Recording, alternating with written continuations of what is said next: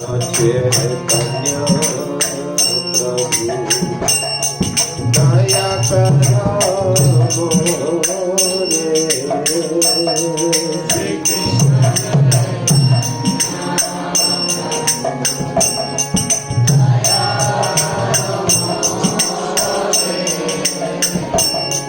तुम बिना के दयालो जगत संसारे।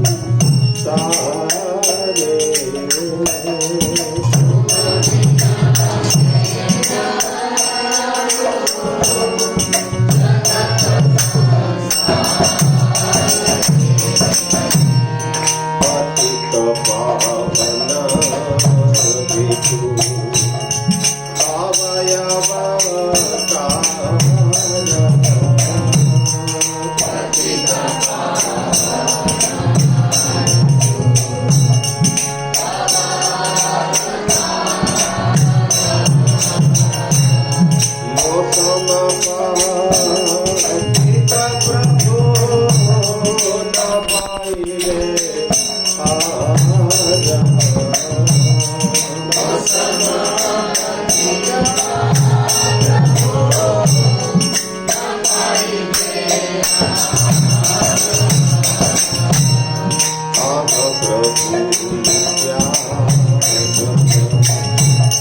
प्रेमानंद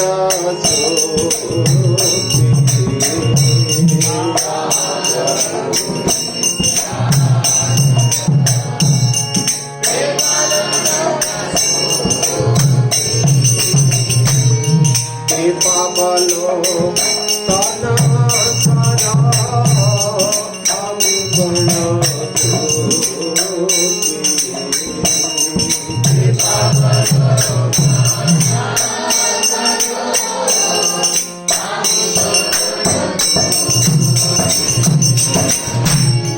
दया करो सीता पाते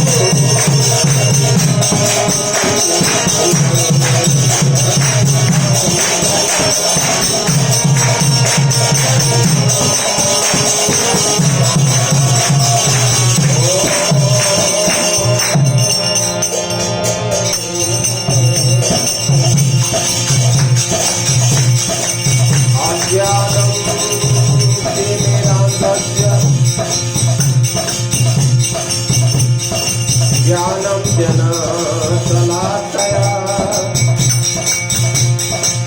चक्षुरुन्मीलितं येन तस्मै श्रीगुरुवे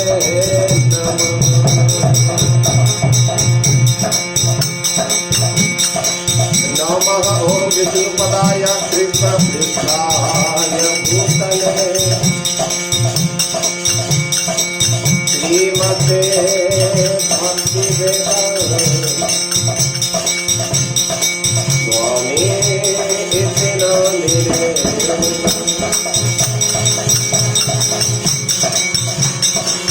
नमस्ते सरस्वती देवे गौरवाणी प्रचारिणे निर्विशेष शून्यवादी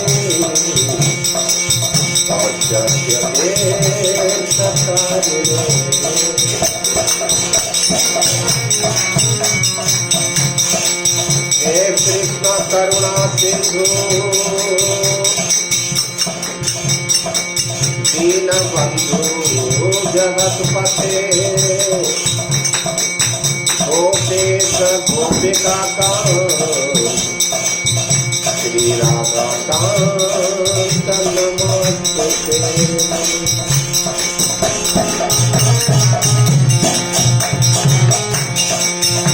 सप्त कांचन गौरांगे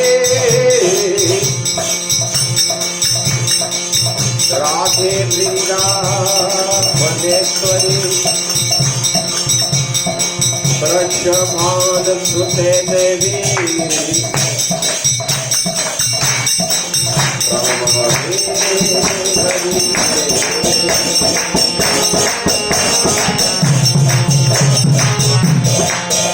नमो महावकन्याय कृष्ण प्रेम प्रदायते कृष्णाय कृष्ण चैतन्य नामिने गौरते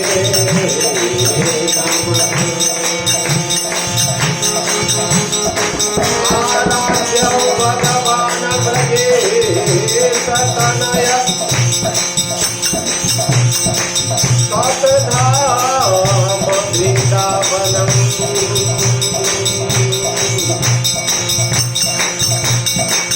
रम्या काचित् उपासना ब्रजवधू परजेन या कल्पिता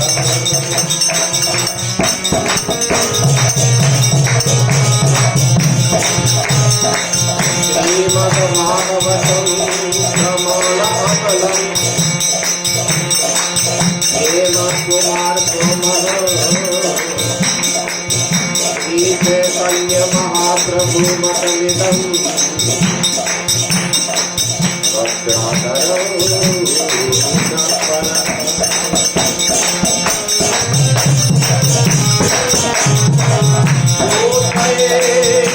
महदेवीय इमां पुरविभो निरमायत्येते यदमूत्रपुरुष भुङ्क्ते गुणान् षोडशोडशात्मकम् षोडशचित्त भगवान् भजामि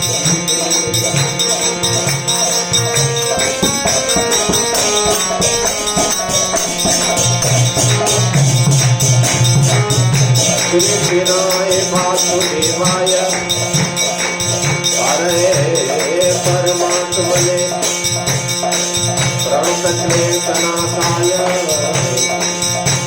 गोविन्दाय नमो नमः वाञ्छाकल्पतरुभ्यश्च कृपासिन्धुभ्य एव च पतितानां पावनेभ्यो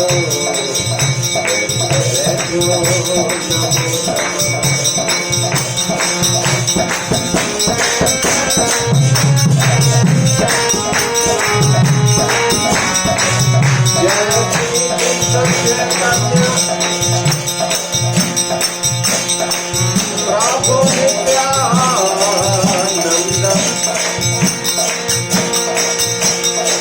श्री अद्वैत गदाधर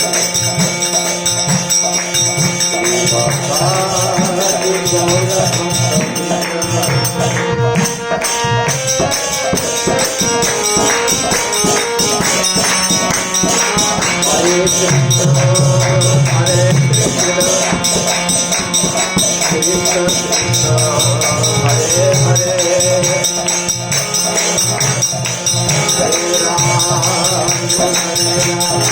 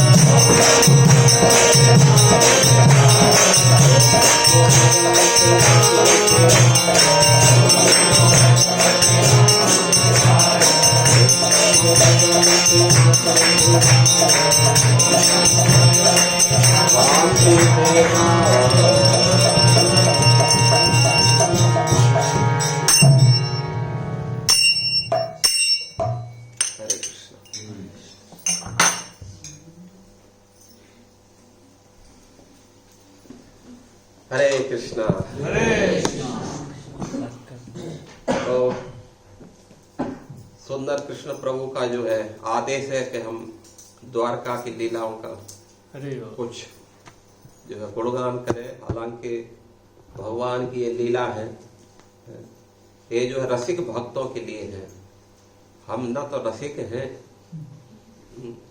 क्योंकि पीवत भागवतम रस आलयम मुहु रहो रसिका। तो ये जो रसिक जन है ये ही इसका जो है पान करते हैं। भागवत सुना नहीं जाता है, भागवत का क्या किया जाता है? पान किया जाता है। पीवत भागवतम रस आलयम। मुहु वो मतलब मुहु मतलब बारंबार, अगेन अगेन, बारंबार। रसिक है रसिक जनो, इसका जितना हो सके उतना इसका क्या करो? पान करो। तो इसलिए जो श्रीमद् भागवत में, हालांकि आप सभी के आशीर्वाद से कुछ बोलने का हम प्रयास करेंगे इसके ऊपर। हालांकि ज्यादा तो हम कुछ नहीं जानते हैं, लेकिन फिर भी क्योंकि आदेश की अवज्ञा करना ठीक नहीं है, तो इसलिए हम जो है अभी द्वारका की तरफ प्रस्थान करते हैं, उधर देखते हैं क्या चल रहा है। तो कल हम सुने थे भगवान के 4 विवाह हो चुके हैं। पहला विवाह जो है पहले ही हो गया था, हमारे आने से पहले ही हो गया था, तो बड़ी विवाह। उसके बाद में फिर जामवती का विवाह हुआ, फिर सत्यभामा का विवाह हुआ, और इसके बाद जो है कालिंदी का विवाह हुआ।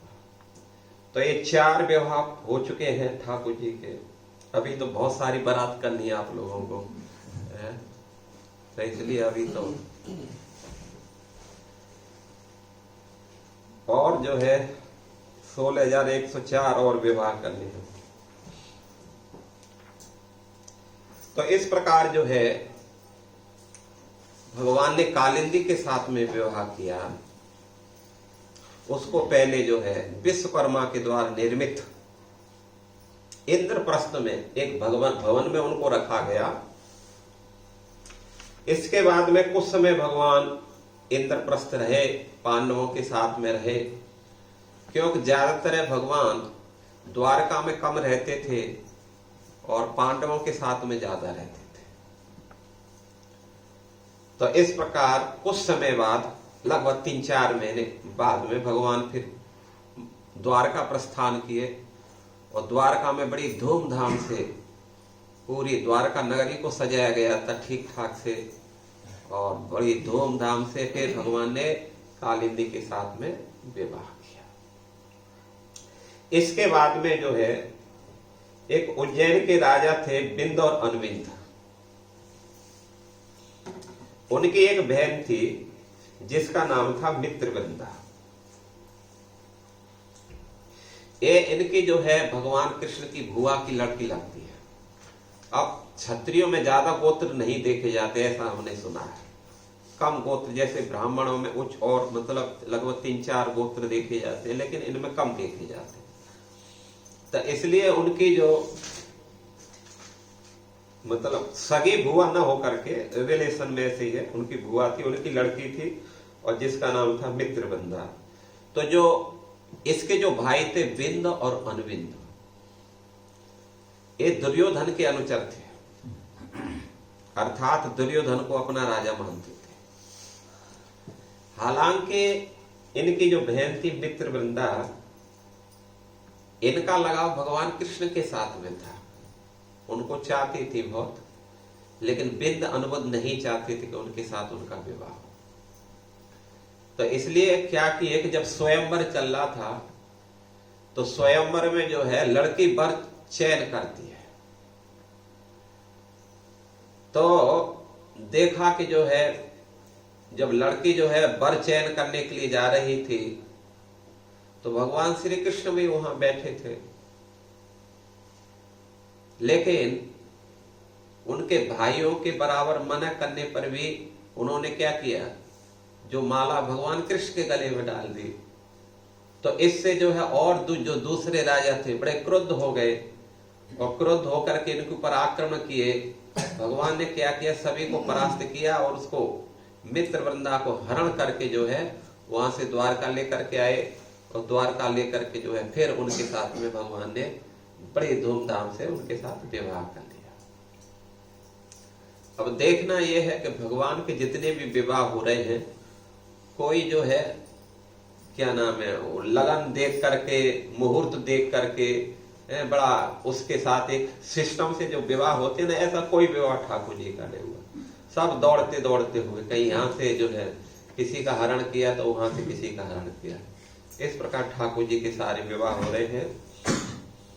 और दूसरा जो है, एक राजा थे नग्नजीत, जो अयोध्या के राजा थे, बड़े प्रतापी राजा थे, और इनका सारे संसार में बड़ा दबदबा था। इनकी एक कन्या थी जिसका नाम था सत्या या नग्नजीती। बड़ी ही सुंदर थी, सुशील थी, सर्वगुण संपन्न थी, इसलिए सारे राजाओं की दृष्टि इसके ऊपर थी। सभी राजा लोग इसको चाहते थे। तो इसलिए नग्नजीत ने क्या किया, इन्होंने जो है एक स्वयंवर का आयोजन किया, जिस स्वयंवर में एक शर्त रखी गई थी, और उस शर्त क्या थी, इनके पास में 7 बैल थे, बैल नहीं सांड थे। और वो सांड कैसे थे, इतने बलिष्ठ थे, इतने बलिष्ठ थे, बहुत शक्ति थी, और विशेष करके उनकी खासियत थी, किसी पुरुष की हवा तक भी, गंध भी उनको अच्छी नहीं लगती थी। पुरुष की गंध को देख करके सीधा उनका क्रोध 7वें आसमान में पहुंच जाता था। तो इसलिए उन्होंने क्या किया, तो उन्होंने शर्त रखी थी कि जो इन 7 बैलों को नाथ देगा, क्योंकि डायरेक्ट तो मना नहीं कर सकते हैं, डायरेक्ट मना करेंगे तो सब इकट्ठे होकर के उनके ऊपर आक्रमण कर देंगे। तो इसलिए उन्होंने जो है प्लानिंग किया कि भाई जो इन 7 बैलों को नाथ देगा वो ही मेरी कन्या के साथ विवाह करेगा। बात तो अच्छी है भाई, अब उसमें उनकी ताकत का भी मालूम चलेगा। इसलिए बड़े बड़े राजा महाराजा आए, जिनको अपने घमंड का बड़ा, अपने बल का बड़ा घमंड था, और उन्होंने जो है प्रयास किया वहां जाकर के। लेकिन जैसे वहां जाते थे, ये बैल इतने खतरनाक थे कि जैसे ही कोई राजकुमार वहां पहुंचता था, तुरंत इतना क्रोध हो जाते थे। उन्होंने किसी की टांग तोड़ दी, किसी का हाथ तोड़ दिया, किसी की आंख फोड़ दी, किसी की तो बत्ती सी ही बाहर निकाल दी, बेचारा जो है मुंह पर हाथ रख करके चला गया, किसी का सर फोड़ दिया, लेकिन कोई कामयाब नहीं हुआ।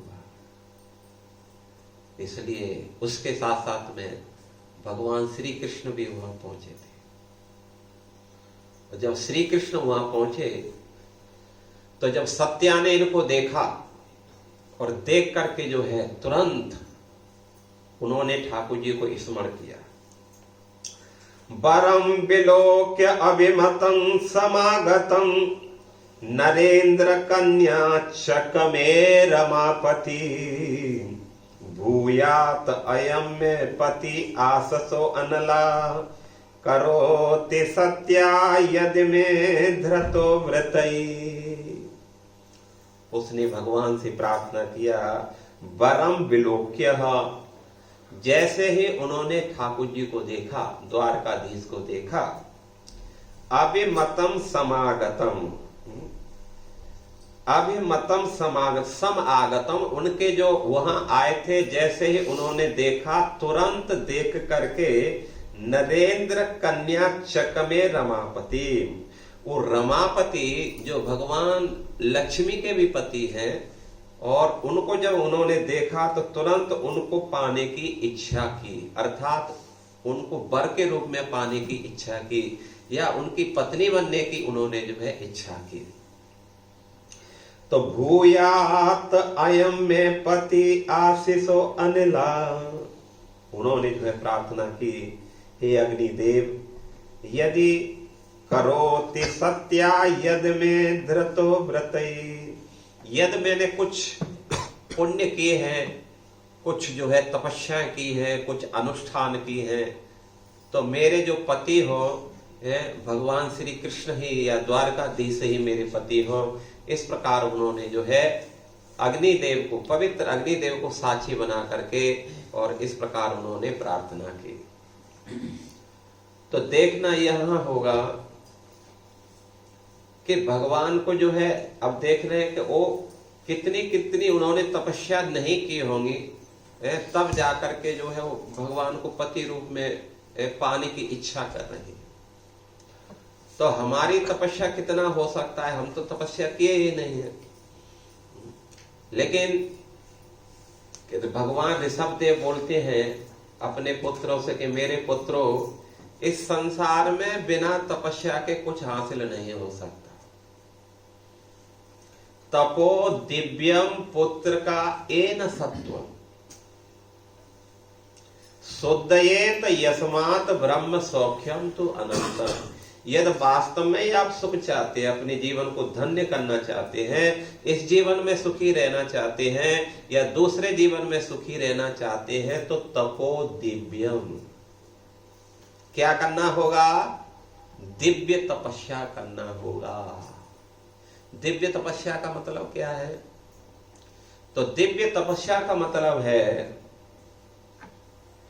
प्रभुपाद जी ने जो नियम बनाए हैं हमारे लिए, जैसे मॉर्निंग प्रोग्राम दिया है, मंगल आरती आना, ठीक है ना। हालांकि इतना आसान नहीं है मंगल आरती आना, लेकिन यदि कोई आगे बढ़ना चाहता है तो उनको मंगल आरती आना ही चाहिए। मंगल आरती आना है, इसके बाद में जो है जप करना चाहिए, भागवत क्लास श्रवण करना चाहिए, कम से कम एक सेट मतलब सुबह का और एक सेट शाम का है। तो यदि सुबह का संभव नहीं है तो वहां कहा गया, प्रभुपाद जी ने कहा है कि उनको कम से कम गुरु पूजा के बाद भी उनको जो है प्रोग्राम अटेंड करना चाहिए। गुरु पूजा अटेंड करें और क्लास श्रवण करें। नहीं तो फिर शाम का जो है, शाम का आए, आरती में आए और उसके बाद में गीता क्लास जो है उसको अटेंड करें। इससे सिद्ध होता है कि प्रभुपाद जी चाहते हैं कि भक्तों को क्लास सुनना ही चाहिए। यदि हम भक्तों से श्रवण नहीं करते हैं तो भक्ति को, उन भक्ति में जो उत्साह है उसको बनाए रखना इतना आसान नहीं होगा। इसलिए हमें जो है तपो दिव्यम, कोई भी उत्कृष्ट लक्ष्य को प्राप्त करना चाहते हो तो हमें कुछ संकल्पबद्ध होना पड़ेगा, कुछ संकल्प लेना पड़ेगा। संकल्प का मतलब होता है कुछ जानबूझ करके कुछ कष्टों को स्वीकार करना ही होगा। केवल सोते सोते, खाते खाते या टीवी देखते देखते आहा हु हे करते कोई भगवान धाम नहीं गया है। जो भी भगवत धाम गया उनके जीवन में हम देख सकते हैं कितनी कितनी बड़ी बड़ी उन्होंने तपस्या की है। इतना आसान नहीं है, ठीक है ना। तो इसलिए हमें प्रयास करना चाहिए कि ज्यादा से ज्यादा जो है मंदिर के प्रोग्रामों में भाग लें।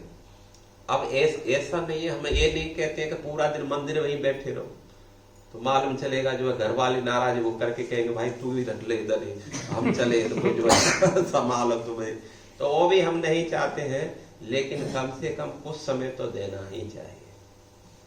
और ये हमारी और आप सब की सुरक्षा के लिए है, भक्ति की सुरक्षा करना, ठीक है ना। भक्ति एक लता है, बहुत नाजुक लता है ये, और इसको जो है सुरक्षा नहीं दी गई, इसकी बाउंड्री वाल नहीं की गई तो कभी भी ये तहस नहस हो सकती है, कोई भी तोड़ सकता है। तो इसलिए हमें प्रयास करना चाहिए। तपो दिव्यम, भगवान ऋषभ देव के कितने पुत्र थे? 100 पुत्र थे। कितने पुत्र थे? 100 पुत्र थे, और पूरी पृथ्वी के एक छत्र सम्राट थे। लेकिन फिर भी उन्होंने ये नहीं कहा कि मेरे पुत्रों खूब, सारी पृथ्वी तो हमारी है, खूब भोग विलास करो, खाओ पियो मौज करो, ऋणम कृत्वा धृतम पीवेत यावत जीवेत सुखम जीवेत, भस्मी भूतस्य देहस्य किम पुनः आगमनम भवेत। 4 बार जैसे बोलता है, यावत जीवेत सुखम जीवेत। 4 बार कहता था कि भाई, अरे भाई जब तक जीना है सुख से जियो। सुख से जियो कैसे जिएंगे भाई? पैसा होना चाहिए ना खाने पीने के लिए। बोला ऋणम कृत्वा, अरे उधार ले लो, ऋणम कृत्वा धृतम पीवे, खूब घी पियो, शरीर को बलिष्ठ बनाओ। देना नहीं पड़ेगा क्या? बोला भस्मीभूतस्य देहस्य। अरे जब मर जाता है व्यक्ति, जला करके जो है उनको राख कर देते, फिर कौन आता है इधर, सब कुछ खत्म हो जाता है, फिर कोई वापस नहीं आता। तो इसलिए जितना हो सके उतना ऐसा आराम करो। तो उस नास्तिक की जो है फिलॉसफी पर हमें विश्वास नहीं करना चाहिए। प्रभुपाद जी लिखते हैं उस तात्पर्य में कि 99% लोग आजकल उसी की फिलॉसफी को जो है चल रहे हैं, उसी की फिलॉसफी पर जो है। लोग डर नहीं रहे, पापों से डर नहीं रहे, अधर्म का जितना चाहे उतना वो साथ ले सकते हैं, लेकिन सत्यता के मार्ग पर बिल्कुल टिक नहीं रहे हैं। और जिसका परिणाम है कि हम समस्या पे चले जा रहे हैं। इसलिए सावधान हो जाना चाहिए, ठीक है ना। हमें क्या करना चाहिए, संकल्पबद्ध होना चाहिए। आगे बढ़ना चाहते हो, कुछ करना चाहते हो, तो संकल्पबद्ध होना पड़ेगा, नहीं तो कुछ होने वाला नहीं संसार में। तो यहां पर जो है नग्न जीती या सत्या भगवान के श्री चरण कमलों में प्रार्थना करी कि हे प्रभु, यद धृत व्रतई, मैंने व्रतों का दृढ़ता पूर्वक पालन किया हो। हमारी तो एकादशी भी टूट जाती है कभी कभी, मालूम नहीं चलता है उसमें भी कुछ खा पी लेते हैं, अरे चलो कोई बात नहीं, कौन देखा क्यों, प्रॉब्लम एक एकादशी खत्म क्यों हो गई तो क्या हो गया। तो बड़ा सावधान होना पड़ेगा। जप में भी हम आला राशि है, कभी हो जाता है राम भाग से या भगवान के आशीर्वाद से हो जाता है, कभी कभी तो जो है पूरा दिन घसीट करके भी नहीं होता, फिर एक करके विश्वास कर लेते चलो कल देखेंगे, दूसरे दिन मालूम चला उससे भी ज्यादा व्यस्त हुए तो दूसरे दिन भी नहीं हो रहा है, और फिर ये आदत डाल लेते हैं अरे चलो कोई बात नहीं कर लेंगे धीरे धीरे, अभी तो बहुत समय पड़ा है। तो दृढ़ व्रतई, दृढ़ व्रत होना पड़ेगा। उत्साह निश्चात धैर्यात, भक्ति में उत्साह की जरूरत है, मरे गिरोह की जरूरत नहीं। भक्ति उत्साह नहीं तो कुछ भी नहीं। इसलिए रूप गोस्वामी बोलते हैं उत्साह निश्चयात धैर्यात तत्त कर्म प्रवर्तना संग त्याग सतो व्रतई सडीर भक्ति प्रसिद्ध्यति, तब जाकर के भक्ति में आगे बढ़ेगी। तो उत्साह होना चाहिए था हमारा, लक्ष्य एक निर्दिष्ट होना चाहिए। एक ऐसी जीवन में हमें भगवत प्राप्ति करनी है और 4-6 जीवन और लेना है, देखना चाहिए हमें। और धैर्य धीरे धारण करना होगा। बहुत बहुत समस्या आएंगी, कुछ भी अच्छा कार्य करो, क्योंकि ये कलयुग है। कलयुग में आप कली के साथ चलेंगे तो आपको बहुत सपोर्ट मिलेगा, लेकिन यदि उसके अगेंस्ट में जाएंगे तो बहुत समस्याओं का भी सामना करना पड़ेगा, ठीक है ना। यह हवा पूरब की है तो पूरब की तरफ हम बढ़ेंगे तो हमें बहुत कष्ट होगा, लेकिन पश्चिम की तरफ जाएंगे तो और सपोर्ट मिल जाएगी हमें। तो ऐसे ही कलयुग है, कलयुग में लोग पाप को ज्यादा महत्व दिया जाता है। तो इसलिए यदि हम कलयुग के बिल्कुल विरुद्धाचरण करेंगे, यदि हम सत्य पे चलेंगे तो हमें बहुत संघर्ष करना पड़ेगा। तो इसलिए धैर्य धीरज धारण करना होगा। एक कष्ट हमारे शुद्धिकरण के हो रहे हैं, जो समस्याएं थी भविष्य में आने वाली थी, लेकिन जब हम जो है भक्ति में आगे बढ़ते हैं तो इस प्रकार हमारी परीक्षाओं के फिर जो है पहाड़ टूट पड़ते हैं, एक के बाद दूसरा, दूसरे के बाद तीसरा, तीसरे के बाद चौथा। समस्या पे सारे जो समस्याएं थी फटाफट करके निकलती है। तो भगवान चाहते हैं जल्दी जल्दी शुद्ध हो जाए, तो इसलिए उनको घबराना नहीं चाहिए और ये सोचना चाहिए कि मेरी समस्या तो पहाड़ जैसी थी, लेकिन एक चूहा जैसे बन करके निकल गई, चलो कोई बात नहीं, अच्छी बात है, ठीक है ना। और ये समस्याएं नहीं होंगी तो आज मंदिर में थोड़ी हम चक्कर लगाते, कहाँ किसी पिक्चर हॉल के चक्कर लगा रहे होते। इंटरवल हो गया है कि नहीं। एक कष्ट ही हमारे लिए, लोग भयभीत होकर के कष्टों से दुखों से ही भगवान का भजन करते हैं। इसलिए तो माता कुंती ने कहा था, क्या कहा था, विपदः सन्तु विपदः सन्तु विपदः सन्तु ताम सस्वात् तत्र तत्र जगद्गुरु। विपदः सन्तु ताम सस्वात्। सस्वत का मतलब बार बार एक हमारी विपत्ति खत्म न हो जब तक 10 लाइन लगा करके खड़ी हो प्रभु, इतनी विपत्ति दो हमारी। और हमें यहाँ बात है कि प्रभु विपत्ति नहीं है, कष्ट हट लो प्रभु प्लीज, ये कष्टों को भजा दो, हम बड़े दुखी हैं। भगवान कष्ट तो भजा सकते हैं, फिर भजन नहीं होगा, माला जहां टंगी वहीं टंगी रह जाएगी, है कि नहीं? इसलिए कष्ट ही हमें मजबूर करती है माला पे जप करने के लिए। अरे भाई और कोई बड़ी समस्या ना आ जाए, इसलिए भगवान बचाओ, हरे कृष्ण। फिर बड़ा दबा करके जप करते हैं। तो इसलिए एक प्रकार से कष्ट हमारे लिए जीवन के लिए बहुत अच्छे हैं। तो जब जो है सत्या ने ठाकुर जी के चरणों में प्रार्थना की कि हे प्रभु, मेरे जो कुछ भी पुण्य है, जो कुछ भी मैंने तपस्याएं की है, व्रतों का अनुष्ठान किया है, उन सभी का पुण्य आज जो है उनका फल मिल जाए। और क्या फल मिले? द्वारकाधीश मेरे पति बने। तो अब जो है भगवान श्री कृष्ण आए हो, हाँ महाराज नगर जीत को मालूम चला कि ठाकुर जी द्वारकाधीश भी आए, तो उन्होंने उनका बड़ा स्वागत सत्कार किया। स्वागत सत्कार करके जो है भगवान से पूछा कि प्रभु मैं आपकी क्या सेवा कर सकता हूं? तो भगवान ने कहा कि देखो, हालांकि क्षत्रियों के लिए क्या कुछ मांगना तो ठीक नहीं है, क्षत्रियों का धर्म मांगना अच्छी बात नहीं है, लेकिन जब आप पूछे हैं तो फिर मैं चाहता हूं कि आप ये सत्या जो है अपनी कन्या हमें दे दो। तब जो है महाराज नगर जी तो बहुत प्रसन्न हो गए। उन्होंने कहा प्रभु, इस त्रिलोकी में आपसे सुंदर वर और कौन सा हो सकता है?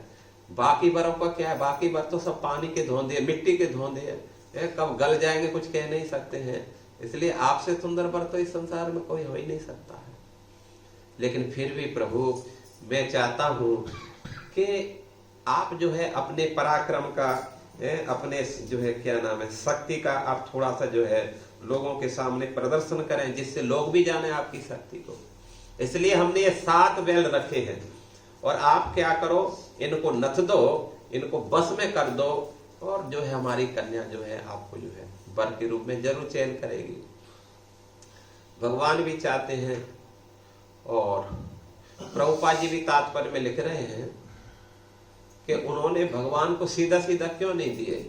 तो प्रभुपाद जी बोल रहे हैं कि यदि वो सीधे सीधे देते थे, हालांकि वो चाहते थे, उनकी कन्या भी चाहती थी, इसलिए कोई प्रॉब्लम नहीं था, दे सकते थे, लेकिन इसलिए उन्होंने जो है उनको नहीं दिया कि भविष्य में फिर ये सारे राजा क्या करते थे, सब नग्नजीत के ऊपर एक साथ मिलकर के आक्रमण करते थे।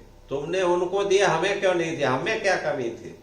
अभी मालूम नहीं चल रहा है कि उनको तुम में क्या कमी थी। कमी नहीं थी तो उनको नच सकते थे, और जो है पैरों को तोड़वाए, कोई हाथ को तोड़वा करके ले गया। लेकिन अभी भगवान की शक्ति का जब प्रदर्शन किया सबके सामने, तब उनको मालूम चला कि हाँ वास्तव में कृष्ण कितने शक्तिशाली है। तो इसलिए एक तो भगवान की शक्ति सबने देखी, दूसरा जो है ये राजा लोग गुस्सा होकर के इकट्ठे होकर के नगर जीत के ऊपर आक्रमण करते, तो इससे भी बच गए। और ये बहुत अच्छा हुआ कि उन्होंने इस प्रकार का स्वयंवर किया। और इसके बाद भगवान ने क्या किया? 7 रूप धारण किए। 7 रूप क्यों धारण किए? क्योंकि 7 बैल थे। और दूसरा जो है प्रभुपाद जी लिखते हैं कि 7 रूप इसलिए ठाकुर जी ने धारण किए, उन्होंने सत्या से कहा तुम्हें कोई टेंशन नहीं होगी, ठीक है ना, क्योंकि ऑलरेडी पहले हमारी पत्नी है, इसलिए हम जितनी भी पत्नी है सबके साथ अकेले हम रह सकते हैं, कोई दिक्कत नहीं है, हम बहुत सारे रूप धारण कर सकते हैं। तो इसलिए भगवान ने 7 रूप धारण किए। 7 रूप धारण करके जो है उन्होंने क्या किए, उन बैलों को ऐसे पकड़ा, पकड़ करके उन्होंने जो है क्या किया, नकेल डाले, नकेल डाल करके उनको ऐसे घसीटा जैसे छोटे छोटे बच्चे खिलौनों को जो है क्या करते हैं, घसीटते हैं। तो इस प्रकार भगवान ने जो है उनको नथ करके और सबको जो है क्या कर दिए, बिल्कुल जो है बंधन में कर दिए, उनको जो है शांत कर दिए। तो इस प्रकार जब नथ दिए तो सत्या ने जो वरमाला थी भगवान के जो है गले में डाल दी, और गले में डाल दी। एक तो पहले से ही सब भगवान को चाहते थे, दूसरा उनकी इच्छा भी पूरी हो गई। बड़े धूमधाम से जो है स्वयंवर हुआ, और स्वयंवर में जो है ठीक ठाक से भगवान के साथ में विवाह हुआ। और उस विवाह में महाराज नगरजीत ने प्रसन्न होकर के बहुत सारा दहेज दिया। कितना दहेज दिया तो थोड़ा सा इसमें वर्णन है। उन्होंने 10,000 गायें दी, जिनके खुर चांदी से मड़े थे और उनके सींग सोने से मड़े हुए थे, और मणियों की उन कई सारे जो है हार पड़े हुए थे उनके गले में। और इसके बाद में 3,000 नवयुवती कन्या दी थी उनकी सेवा के लिए, जो है क्या नाम है, सत्या की सेवा करेंगी, ठाकुर जी की सेवा करेंगी, तो इसलिए 3,000 कन्या दी। जब वसुदेव का वो हुआ था, विवाह हुआ था, उस समय कंस ने भी कुछ कन्याएं दी थी। उसमें कितनी कन्याएं दी थी कंस ने? 200 कन्याएं दी थी, 13-14 साल की 200 कन्याएं दी थी। लेकिन यहाँ कितनी दी है उन्होंने? 3,000 कन्याएं दी हैं, जो समवयस्क लगभग 13-14 साल की, सब सुंदर सुंदर कपड़ों से अलंकृत, गहनों से अलंकृत है, देखने में बहुत ही सुंदर है। इस प्रकार जो है उन्होंने 3,000 नवयुवती कन्या दिया था, 9,000 हाथी दिए थे, और 9 लाख रथ दिए थे, और 9 करोड़ घोड़े दिए थे। 9 करोड़ घोड़े, हाँ। और 9 अरब सेवक दिए थे। अब सोच सकते हैं कितना उन्होंने दहेज दिया, सोच भी नहीं सकते। इतना सारा उन्होंने दहेज दिया। तो जब इतना सारा दहेज दे करके भगवान को जब विदा किए, तो वो राजा क्या किए, कृष्ण के ऊपर ही जो है अटैक कर दिए। सब मिलकर के एक साथ में जो है अटैक किए, लेकिन भगवान के साथ में उनका मित्र क्या नाम है, अर्जुन, तो बहुत ही तैयार रहते हैं युद्ध करने के लिए और भगवान की सेवा करने के लिए। इसलिए जैसे उन्होंने देखा कि राजा लोग जो है ठाकुर जी के ऊपर अटैक कर रहे हैं, तो उन्होंने अपना गांडीव उठाया, और गांडीव उठा करके जो बाणों की वर्षा की, उनको उसी प्रकार खदेड़ दिया जैसे शेर जो है और जो है गीदड़ों को खदेड़ देता है। ऐसे सारे के सारे राजा लोग भाग गए। भगवान जो है द्वारका में आए, और द्वारका में आकर के बड़े धूमधाम से फिर उन्होंने सत्या के साथ विवाह कर लिया। इसके बाद में एक श्रुत कीर्ति, ये भी भगवान की एक भुआ थी, और एक केकय देश की जो है राजकुमारी थी। इनकी एक कन्या थी जिसका नाम था भद्रा, और ठाकुर जी ने जो है उनके साथ भी, उनकी भुआ ने इनको स्वयंवर में जो है वरण करने के लिए कहा, और उन्होंने उनको वरण कर लिया। इस प्रकार जो है उन्होंने भद्रा के साथ भी विवाह किया। और सबसे अंतिम थी जिसका नाम था लक्ष्मणा। ये जो लक्ष्मणा थी, ये जो है एमपी के राजा थे बृहस्सेन, उनकी कन्या थी। ये बृहस्सेन की पुत्री थी, अत्यंत सुलक्षणा थी। और स्वयंवर में भगवान श्री कृष्ण ने इसका क्या किया था, हरण कर लिया था।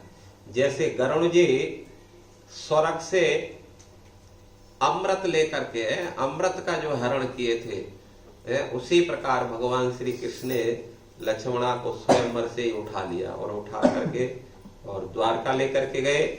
वहां जो है उसके साथ भी ठीक ठाक से भगवान ने विवाह कर दिया। तो इस प्रकार जो है टोटल कितने विवाह हो गए? 8 विवाह हो गए। ये जो है 8 सुखदेव गोस्वामी बोलते हैं, भैसमी जामवंती भम सत्या भद्रा च लक्ष्मण कालिंदी मित्र वंद्या चैत्याष्टौ पट्टमह स्त्रिय।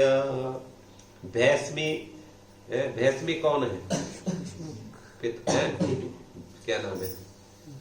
भीष्म कन्या जिसका नाम था रुक्मिणी जी। जामवती, भामा कौन? सत्य भामा। और सत्या नग्नजीति भद्रा च लक्ष्मणा और कालिंदी मित्र बंदा। तो चैत्य च एत अष्टौ पट्ट महर्षि स्त्रिय। भगवान की 8 जो है महर्षि, मतलब ये जो है क्या नाम है, उनकी जो 8 महर्षि थी, सुप्रीम थी 16,100 में जो श्रेष्ठ थी।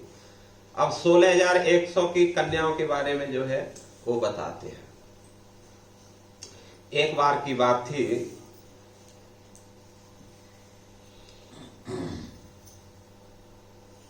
भौमासुर जो है ये पृथ्वी देवी का पुत्र था और भगवान बराह से उत्पन्न हुआ था। बहुत ही शक्तिशाली था, लेकिन कुसंगति के कारण ये क्या किया था, भगवान का विरोधी बन गया था। जरासंध है, शिशुपाल है और क्या नाम है, जो क्या नाम है, दंत वक्र है और भी क्या नाम है वो पौंड्रक है, जो भगवान के जितने भी एंटी ग्रुप था उनकी संगति में ये रहता था। और इतना ये शक्तिशाली था, इसने क्या किया था, इसने जो देवताओं की जो माता है अदिति, तो अदिति के उन्होंने कुंडलों को जबरदस्ती छीन लिया था। और वरुण देव थे, उनका एक छत्र था, उस छत्र की विशेषता थी उसमें से फुहारे अपने आप निकलते रहते, फुहारे झरती रहती। तो उस छत्र को उन्होंने जबरदस्ती उससे ले लिया था। और तीसरा जो है, देवताओं का एक पर्वत था जिसपे वो विहार करते थे, बहुत सुंदर पर्वत था, विहार स्थली थी देवताओं की। और नरकासुर ने क्या किया, तो जबरदस्ती जो है उस पर कब्जा कर लिया।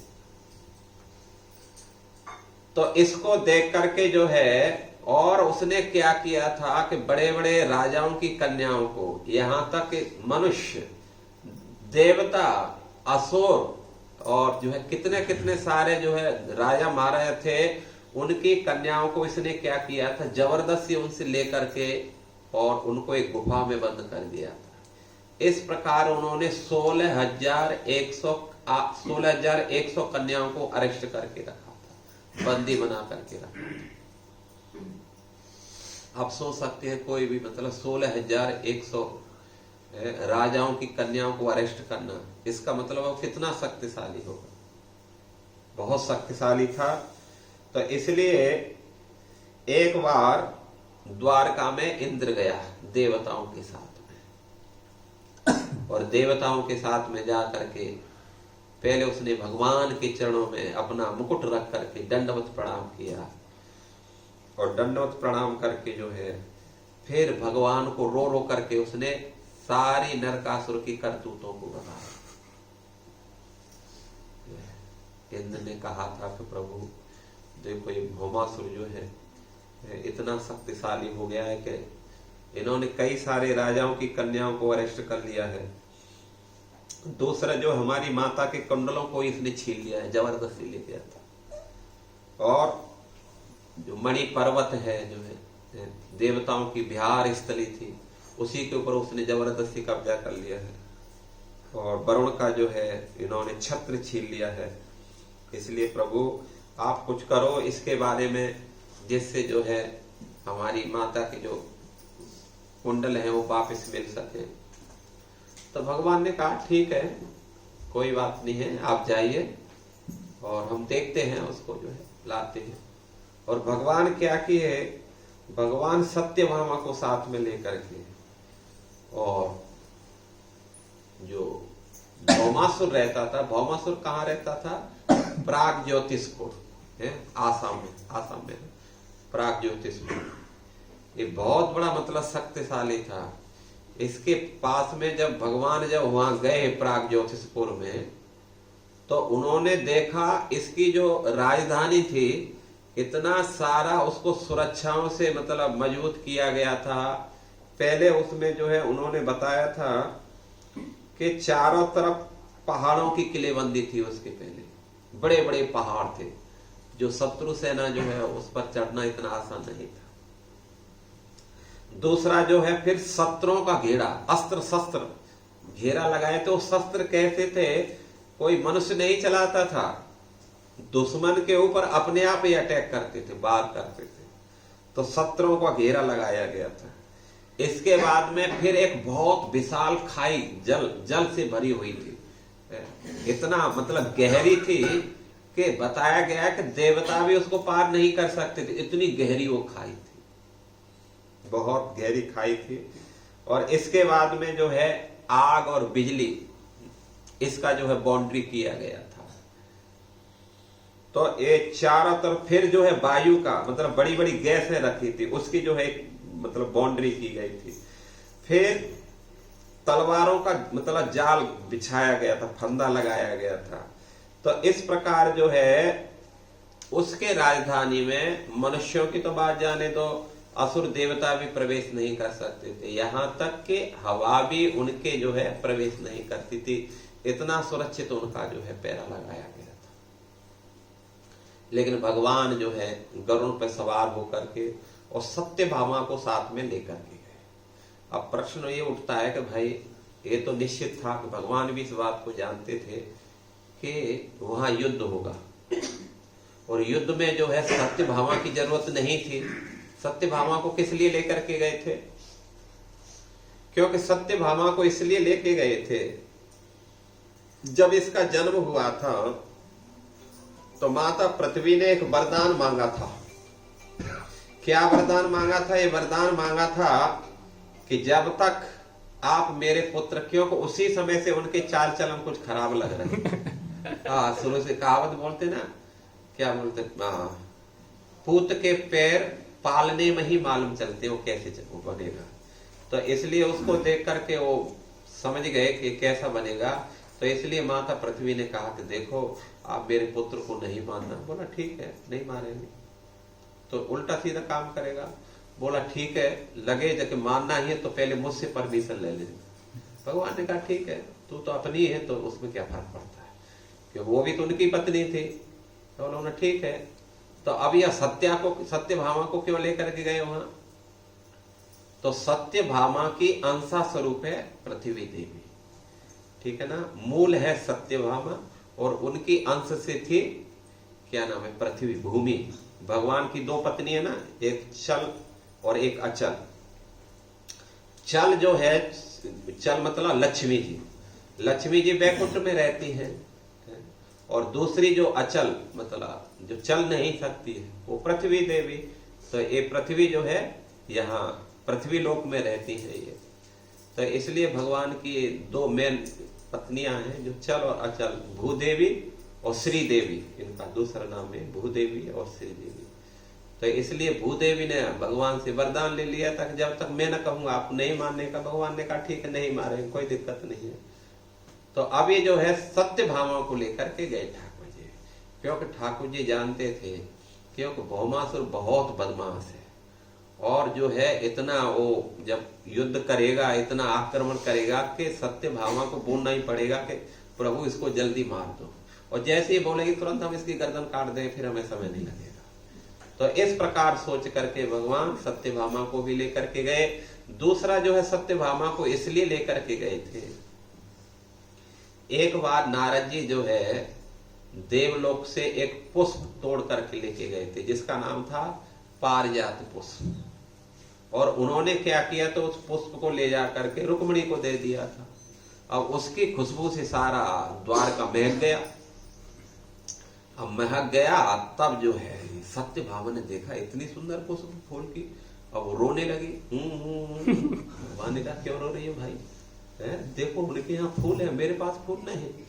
तो कोई बात नहीं है, उसको फूल दिया तेरे पेट घर में, मतलब पेड़ लगा देंगे, दिक्कत क्या है, खूब तोड़ती रहना जितना चाहिए फूल, तो पूरा पेड़ ही लगा देंगे।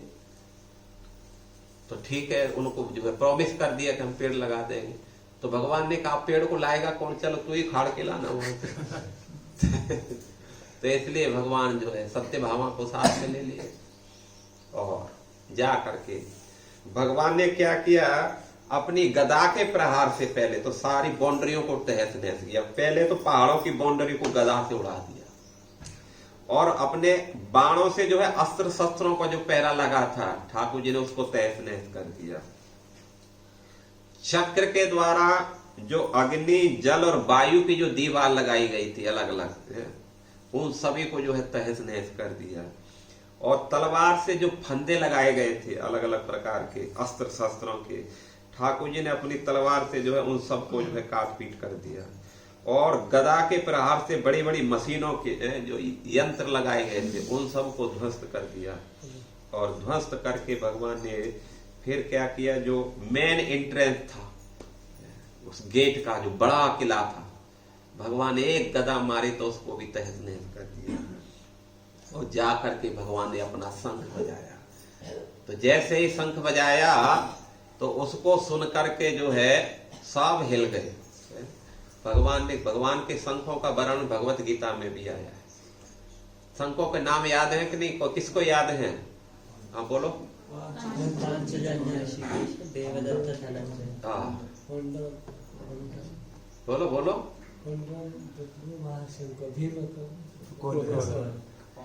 पांच जन्य ऋषिकेश, देवदत्तौ धनंजय, पौंड्रौ दम्भो महाशंख, भीम कर्मा ब्रकोदर, अनंत विजयम राजा, कुंती पुत्र युधिष्ठिरः, नकुला सह देवस्य च, सुघोषो मणिपुष्पकैः। एक जो है शंखों के नाम। तो शंखों के नाम याद, भगवान के सारे अस्त्र शस्त्रों के नाम होने चाहिए। तो इस प्रकार भगवान ने अपना 5 जन शंख बजाया। और जिसकी आवाज को सुनकर के उसमें जो है एक मूर नामक दैत्य था, जो उस जल की खाई में वो सोता था। उसके 5 सर थे। कितने सर थे? 5 सर थे। और जैसे ही वो शंख बजाया तो सबसे पहले वो उठा। और उठ करके जो है जब उठा तो बिल्कुल आसमान को टच कर रहा था। इतना शक्तिशाली था। एक जो है त्रिशूल हाथ में लेकर के ठाकुर जी के सामने जो है उनसे युद्ध करने के लिए आया। भगवान ने क्या किया था? भगवान ने देखा, जिसमें जो है बहुत सारा वर्णन किया गया है, वो देखने में कैसा लग रहा था? मानो प्रलय कालीन सूर्य हो। क्योंकि प्रलय काल में जो सूर्य का ताप है 100 सूर्यों के बराबर बढ़ जाता। तो इतना ये इसके अंदर मतलब तेज था कि उसको साधारण दृष्टि से देखना भी मुश्किल था। लेकिन जो है वो उठा, उठ करके वो त्रिशूल लिया और त्रिशूल लेकर के भगवान के ऊपर ऐसे झपटा मानो भगवान को निगल ही जाएगा। लेकिन भगवान ने जो है क्या किया? अपना चक्र छोड़ दिया। भगवान का चक्र सारे समस्याओं का समाधान है। एक कैसा भी अस्त्र शस्त्र हो, भगवान के चक्र के सामने सब खत्म है। उनका सामना कोई नहीं कर सकता। एक बार एक भक्त था, तो वो बड़ा प्रेमी था ठाकुर जी का। उसने देखा जो है भगवान की सेवा किस समय करनी चाहिए, कोई समय नहीं मिल रहा है उसको, क्योंकि सारा दिन तो उनकी सेवा होती रहती है। किस समय सेवा करना चाहिए? तो उसने देखा कि रात में सब सो जाते हैं, तो इसलिए वो जो है रात में सेवा करता। जय श्री श्री जगन्नाथ बलदेव सुभद्रा की जय। अब उसने जो है सेवा के लिए क्या किया था? ठाकुर जी को भोग लगाने के लिए उसने सकल पाए बना के रखे। सकल पाए आप लोग जानते हैं? तो मीठे होते हैं, बाजरे की रोटी जैसे, बहुत कड़क होते हैं। तो उसने ठाकुर जी के भोग के लिए सकल पाए रख दिए। अब भगवान ने देखा बहुत कठोर है, उसको तोड़ना मुश्किल हो रहा है, बहुत ताकत लगाई।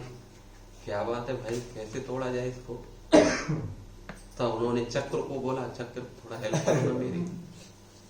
चक्र ने देखा, उन्होंने कहा प्रभु हेल्प तो कर दूंगा, लेकिन फिर आप दोबारा उम्मीद मत करना, इतने कठोर है, इसी में मेरा राम नाम सत्य होने वाला है, इतना कठोर है। तो चक्र कहने का अर्थ ये है, चक्र हर समस्या का ठाकुर जी का समाधान। कितने भी बड़े से बड़ा अस्त्र शस्त्र हो और कितने से बड़ा दुश्मन क्यों न हो, वो भी उस चक्र के सामने सब परास्त हो जाता है। इसलिए भगवान ने क्या किया था, अपने चक्र से उसके 5 सरों को काट करके नीचे गिरा दिया। और जिस समय वो गिरा, असुर नीचे जमीन में जब गिरा तो इतना आवाज हुआ मानो कोई पृथ्वी पर कोई जो है क्या ना बिजलीपात हुआ हो, इतना भयंकर आवाज हुई जो है, पूरे आकाश पृथ्वी सब हिल गई उसके जो है गिरने से। इसके बाद में भगवान आगे बढ़े। आगे बढ़ करके उन्होंने क्या किया था, जो मूर के 7 पुत्र थे और वो सारे के सारे जो है वहां पर युद्ध में आए थे। और एक असुर था जिसका नाम था पीठ को उन्होंने सेनापति बनाया और सेनापति बना करके युद्ध के लिए आए। भगवान ने अपने चक्र से उन सब की जो है गर्दन काट करके उनको भी नष्ट कर दिया। और इसके बाद में जो है स्वयं भौमासुर 1000 हाथियों की सेना लेकर के वो आया था भौमासुर। और भगवान ने क्या किया, गरुड़ से इशारा कर दिया और गरुड़ ने जो अपने पंखों के प्रहार से जो है उन हाथियों के ऊपर वार किया तो हाथी चिंगाड़ करके सब इधर उधर भाग गए। और भगवान ने अपने चक्र के द्वारा उसका भौमासुर का भी गला काट दिया। इस प्रकार भौमासुर को वध हो गया। तो जैसे ही भौमासुर का वध हुआ तो माता पृथ्वी, जो उनकी माता थी भौमासुर की, अब जो है वहां प्रकट हुई और प्रकट होकर के उनका पुत्र था जिसका नाम था भगदत्त, तो उसको भी साथ में लाई। और माता पत्नी जो है उन्होंने, पृथ्वी माता ने ठाकुर जी से प्रार्थना की कि प्रभु नमस्ते देव देवेश शंख चक्र गदाधर भक्तेच्छा उपात्त रूपाय परमात्मन नमस्तुते। नमस्ते देव देवेश शंख चक्र गदाधर, हे देवताओं के भी आराध्य देव, मैं आपको नमस्कार करती हूँ। आप शंख चक्र गदा और पद्म धारण करते हैं। भक्तेच्छा उपात रूपाय, आप भक्तों की इच्छा को पूरा करने के लिए अनेक प्रकार के जो है रूप धारण करते हैं। हे परमात्मनः नमस्तुते, हे प्रभु हम क्या करते हैं, हम आपको नमस्कार करते हैं। उन्होंने जो है स्तुति की और भगदत्त को जो है आगे बढ़ा दिया। प्रभु ये जो है भौमासुर का बच्चा है, बहुत डर गया है, अब आप इसको जो है थोड़ा अपना वरद हस्त इनके सर पे रखो जिससे जो है इसका भय खत्म हो जाए। भगवान ने क्या किया, अपना हाथ बढ़ाया, उसके ऊपर रखा और जैसे ऊपर रखा उसका सारा भय खत्म हो गया। इसके बाद में माता ने जो है अदिति के जो कुंडल थे उसको रिटर्न किया, वरुण का छत्र दे दिया और भगवान श्री कृष्ण को जो है प्रणाम किया। इसके बाद में भगवान भगदत्त को लेकर के उस स्थान पर गए जहां भौमासुर ने 16,100 कन्याओं को बंदी बना करके रखा था। और जब वहां गए तो उन्होंने जो है उसके जब गेट को खोला और गेट को खोल करके जब सारी स्त्रियों ने ठाकुर जी को जब देखा, देखते ही तुरंत सभी के मुख से एक ही शब्द निकला, भूयात पति अयम मय्यम धाता तत अनुमोदता। भूयात पति अयम मय्यम, हमारे जो पति आप ही बने, धाता तत अनुमोदितम, हे विधाता आप इसका जो है क्या करो, हमारी अभिलाषा को पूरा करो, ठाकुर जी ही हमारे जो है पति बने। इस प्रकार सभी ने जो है इच्छा व्यक्त की। भगवान ने तुरंत जो है आशीर्वाद दे दिया, कोई बात नहीं, आप हमसे विवाह करना चाहती है, हम सबको आशीर्वाद दे करके नो प्रॉब्लम विवाह करेंगे। तब जो है भगदत्त से कहा सबको स्नान कराओ। बेचारी कितने दिन की स्नान नहीं की थी, काले चेहरे पड़ गए थे, कपड़े गंदे हो गए थे और 16,100 को बना के कैसे तैसे तो खाना देता तो बेचारी सबके मुंह को मिला गए थे। लेकिन भगवान के आशीर्वाद से जैसे ही भगवान ने अपनी अमृतमयी दृष्टि डाली, सबके चेहरे फिर से खिल गए। जो पहले थी अपने घर में बात, ठीक ऐसे ही जो है उससे भी सुंदर सब हो गए। सबको स्नान कराया गया, अच्छे अच्छे वस्त्र पहनाए गए, उनका श्रृंगार किया गया और श्रृंगार करके जो है ठाकुर जी ने क्या किया था, सबको पालकी में बिठाया, भोजन करा करके, भूखी नहीं, भोजन करा के पालकी में बिठाया और पालकी में बिठा करके सबको द्वारका भेज दिया। और द्वारका में जाकर के भगवान ने क्या किए थे, 16,100 रूप अलग अलग धारण करके सबको एक एक भवन में ठहरा दिया था, और सबके साथ में भगवान ने अलग अलग रूप धारण करके 16,100 रूप धारण करके सबके साथ में विवाह किया था। किसी को भी ऐसा महसूस नहीं हुआ कि जो है भगवान जो है उनके साथ में है या उस घर में या उस महल में, सबको लगा ठाकुर जी हमारे ही साथ है। इस प्रकार उन्होंने किया। अब भगवान ने क्या किया था, जो इंद्र आया था उसमें जो है द्वारका में, तो उनके कुंडल थे माता अदिति के, तो भगवान उनके कुंडलों को लेकर के गए, उन्होंने रिटर्न कर दिया, कुंडलों को रिटर्न किया, और जो है वरुण के छत्र को रिटर्न किया, और मणि पर्वत को भी उनको रिटर्न कर दिया। बड़ा स्वागत सत्कार किया इंद्र ने, बड़ा प्रसन्न हो गया। अब प्रसन्न होकर के भगवान जब जाने के लिए हुए तो सत्यभामा ने याद दिलाया, प्रभु देखो पारिजात के कितने सुंदर सुंदर पेड़, एक उखाड़ लो। भगवान ने कहा उखाड़ लो, नो प्रॉब्लम। अब जैसे उन्होंने सत्यभामा ने एक पेड़ उखाड़ करके अपने गरुड़ पर रख लिया, ये बात जो है इंद्र की पत्नी सची को मालूम चला, और सची ने जो है अपने पतिदेव को बढ़ा दिया, हे मृत्यु लोक की स्त्रियां स्वर्ग की जो है संपत्ति को जो है मृत्यु लोक में लेके जाएंगी, इनकी इतनी हिम्मत, और आप यहाँ बैठे हुए हैं कुछ नहीं बोल रहे हैं, छुड़ाओ उनको जा करके। अब स्त्री का आदेश जो है, इंद्र गुस्सा हो गया, उन्होंने कहा बात सही कह रही है। अब तुरंत उन्होंने क्या किया, सारे देवताओं को बुला करके ठाकुर जी को पराक्रमण कर दिया। तो सुखदेव गोस्वामी बोल रहे थे, देखो ये देवता लोग कितने स्वार्थी होते हैं। अपना काम जब बनाना था तो भगवान के जो है द्वारका में जा करके अपने मुकुट को भगवान के चरणों में रख करके रो रो करके भगवान से बोला, प्रभु बचा लो, मेरी बड़ी हालत खराब पड़ी। और जब काम बन गया उनका, तो ये देखो जो है एक पेड़ के लिए जो है युद्ध ठान लिया। तो इसलिए भगवान ने क्या किया था, उन्होंने कहा कोई बात नहीं। जब देवता आए तो भगवान ने क्या किया, उनको हल्के से सबको परास्त कर दिया। जब परास्त कर दिया तो सबको फिर होश आया, फिर क्षमा याचना की। भगवान ने कहा कोई बात नहीं है, मुझे तो मालूम है तुम कैसे है, इसकी नो प्रॉब्लम।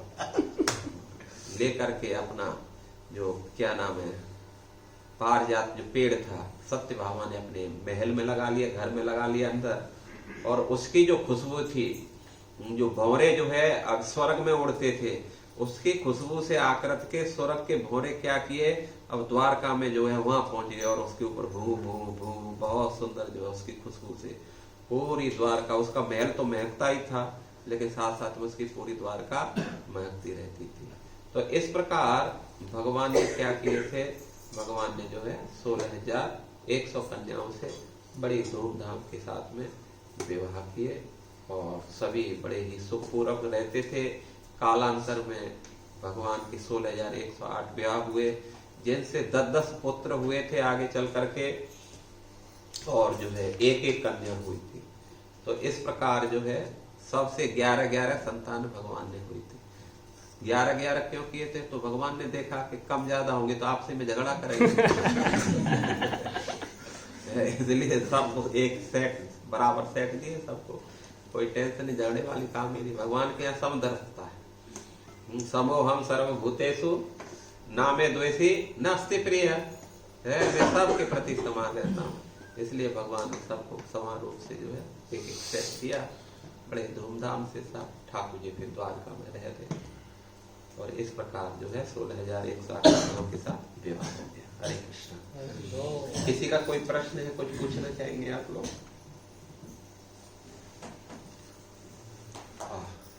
ये जो भौमासुर ने सारे 16,100 कन्याओं को वहाँ पे लाए थे, तो उनसे साथ शादी की थी या सिर्फ वैसे ही गला काटने शादी के लिए? लेकिन शादी नहीं की क्या फिर? लेकिन शादी नहीं की थी, अभी शादी की नहीं थी। अच्छा, हाँ, क्योंकि उन्होंने पति माना ना। हाँ, तो इसलिए जो है, क्योंकि दूसरा ये था कि एक बार जब राजा की कन्या जब दूसरे के यहाँ चली जाती है, तो फिर दूसरा कोई वरण करता भी नहीं है उनको। तो इसलिए जो है उन कन्याओं ने देखा कि अब हमें कोई दूसरा तो वरण करेगा नहीं, इसलिए प्रभु अब आप ही हमें जो है स्वीकार करो, हम तो आपकी शरण में हैं। तो भौमासुर ने उनको अरेस्ट करके रखा था। एक अच्छे मुहूर्त में वो शादी करता, लेकिन जब तक भगवान ने अच्छा मुहूर्त ही नहीं आने दिया, उसके पहले अपना अच्छा मुहूर्त निकाल के तो शादी कर ली। तो शादी के लिए रखा था। और किसी का कोई प्रश्न है? कुछ पूछेंगे आप लोग?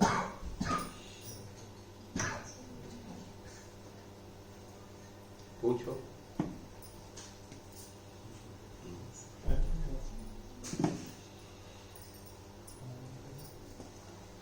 तो आप सब ठीक ठाक है ना? पॉजिटिव झाले तो नहीं विचारते कोरोना पॉजिटिव। ठीक ठाक का मतलब उत्साही। ठीक ठाक का मतलब ये नहीं कि आप सुंदर कपड़े पहने हैं, तिलक लगाए हैं, ये तो ठीक ठाक है ही है। भक्ति में ठीक ठाक है। भक्त पूछते हैं कैसे हैं, तो भक्त पूछते ये नहीं पूछते हैं कि जो है खा पी के आया कि नहीं आया, भूखा आया है। भक्त ये पूछते हैं कैसा साधना भजन चल रहा। ठीक है ना? संसार में ठीक ठाक रहने का मतलब आपका भजन कैसे चल रहा है। हाँ, तो भजन ठीक है तो ठीक ठाक है, बाकी भजन ठीक नहीं तो फिर कोई ठीक ठाक। तो इसलिए आप सब जो है उत्साही होकर के इस महाप्रभु के मिशन को जो है आगे बढ़ाना चाहिए। तो ठाकुर जी की जो है 2 प्रकार की लीला है। एक ठाकुर जी ने स्वयं कही है, एक ठाकुर जी के बारे में कही गई है। जो ठाकुर जी ने स्वयं कहा है वो है भगवत गीता, और जो भगवान के बारे में कही गई है वो है श्रीमद् भागवत। इसलिए इन दोनों का ही हमें अनुसरण करना चाहिए। ठीक है ना? और इसका जो है हमें प्रचार प्रसार करना चाहिए। महाप्रभु ने कहा है, जारे देखे तारे कहो कृष्ण उपदेश। तो कृष्ण उपदेश 2 प्रकार के उपदेश, गीता के रूप में और भागवत के रूप में। महाप्रभु ने दोनों को रिकमेंड किया है भागवत। इसको जो है आचरण करी। पहले खुद इनको पढ़ना चाहिए, शास्त्रों को ठीक से समझना चाहिए, और इसका फिर क्या करना चाहिए, बड़े जोर शोर से इसका प्रचार प्रसार करना चाहिए। ठीक है ना? ये महाप्रभु का मिशन है, इतना समझ लेना चाहिए। क्योंकि महाप्रभु ने भविष्यवाणी की है कि पृथ्वी से अच्छे नगर यत ग्राम सर्वत्र प्रचार होए मोर। तो ये बात तो सत्य है कि महाप्रभु का सब जगह प्रचार प्रसार हो, भगवान का नाम प्रचार। ठीक है ना? लेकिन हम सोच बैठे हैं कि जो है क्या नाम है, प्रचार प्रसार होगा तो हमारी क्या जरूरत है।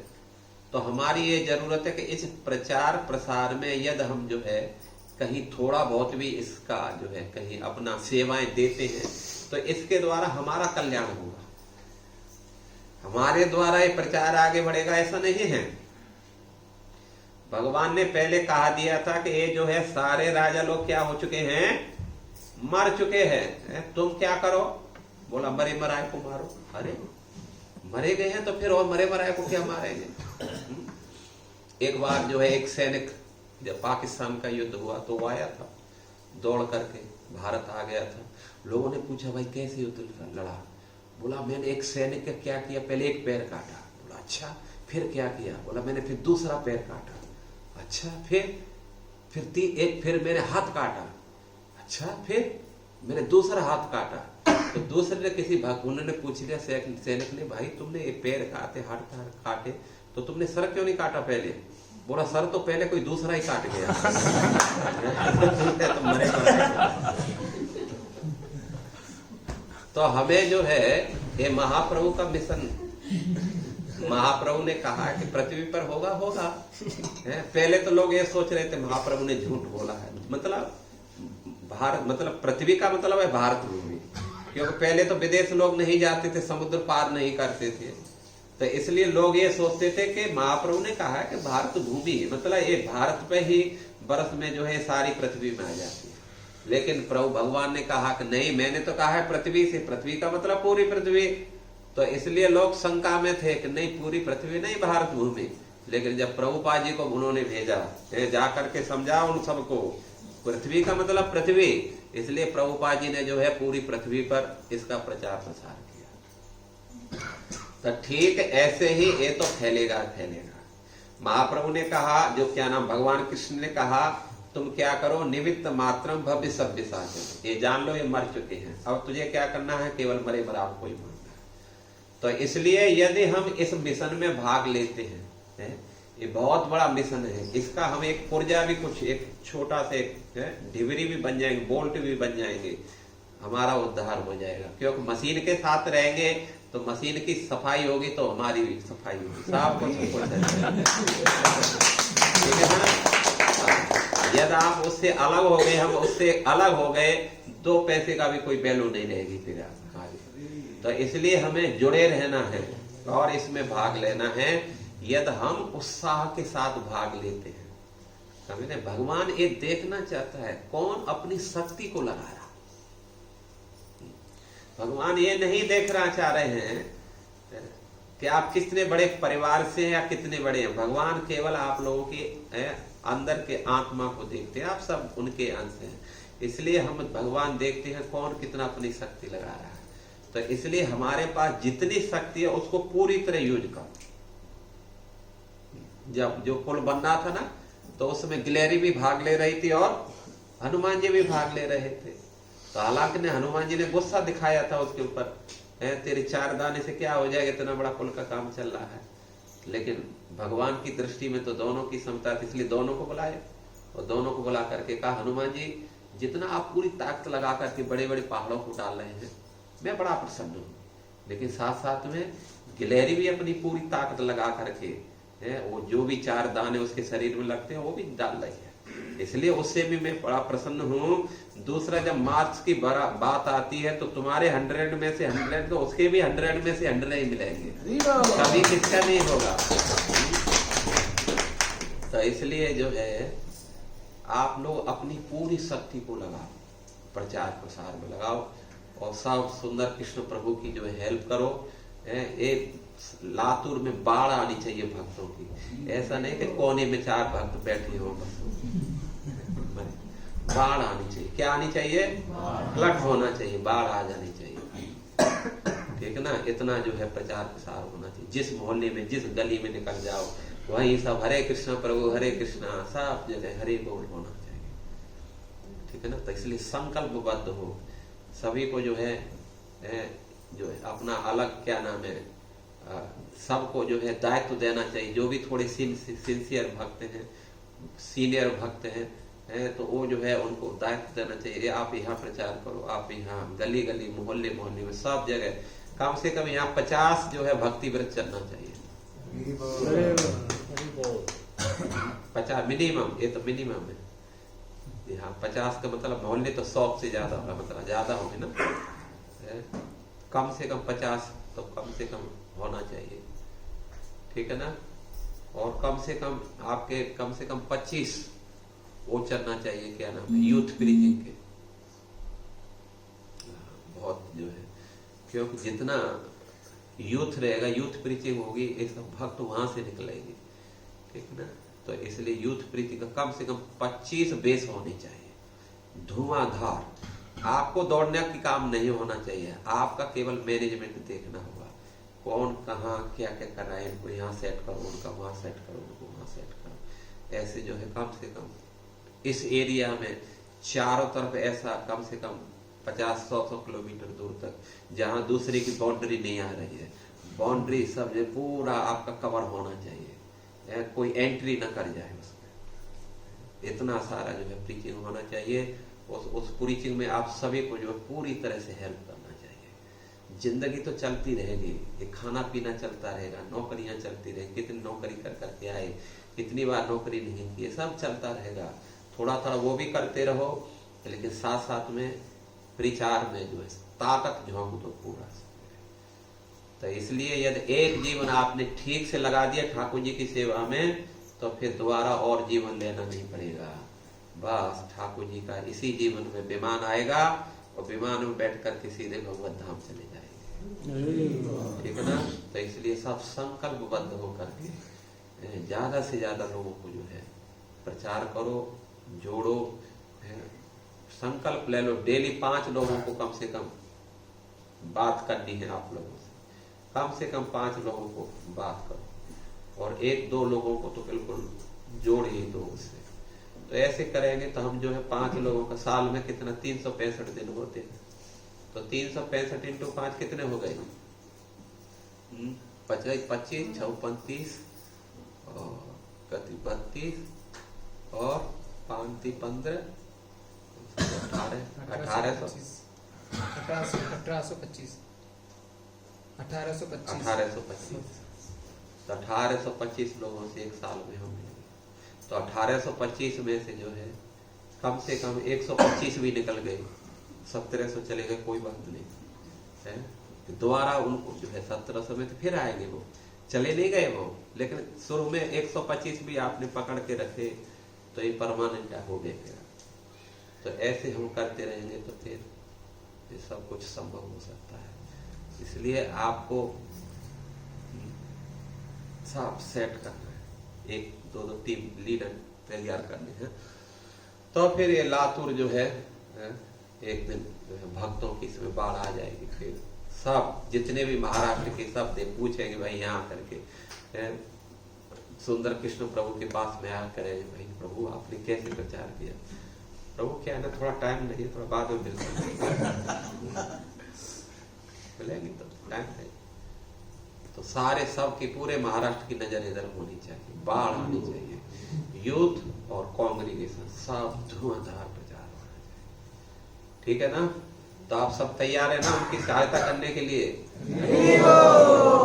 और अभी बड़ा मंदिर बनने के लिए जा रहा है, उसमें ताकत झोंको, सब लोगों को जोड़ो, बड़े बड़े लोगों की लिस्ट बनाओ, कौन बड़े बड़े लोग हैं, उनका किससे जो है अपने नजदीकी से संपर्क है, उसके थ्रू मिलो, जा करके जो है बताओ। इतना अच्छा मंदिर बनना चाहिए।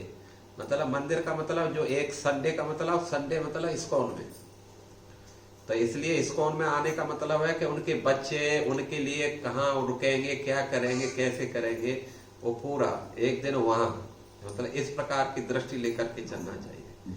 जब वहां गए का मतलब एक दिन उनको वहीं बिताना है। इतना सारा व्यवस्था होनी चाहिए, अलग अलग घूमने के लिए, उनको देखने के लिए, क्या सुनने के लिए, सब कुछ खाने के लिए, सब कुछ होना चाहिए आपको। तब जा करके कुछ होगा, लगेगा कि हाँ भाई कुछ प्रचार होगा। ठीक है? हरे कृष्ण। प्रभुपाद की, ग्रंथराज श्रीमद् भागवत महापुराण की जय। गौर प्रेम नंदे।